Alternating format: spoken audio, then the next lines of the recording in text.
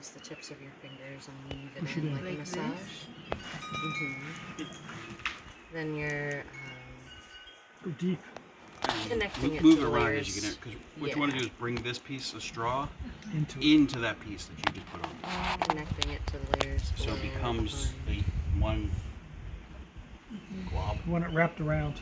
Cob is an Old English word for lump. So you're taking a lump of straw and sandy clay and you're mushing it into another lump until you have a lump big enough to live in.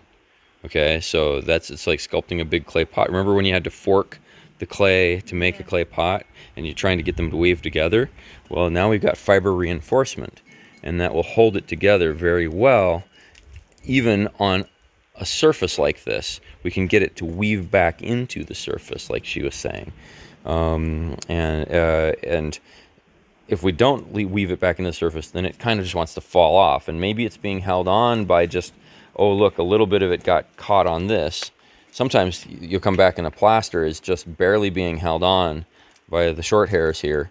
What you really want is to get this wet so that you're mushing it back into the surface. So your fibers from this and your fibers from the part you just put on are in both lumps.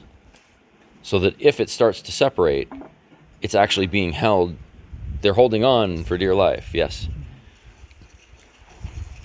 Okay. Do we see enough here? Yeah, we could play for a very long time here because it's just so fun.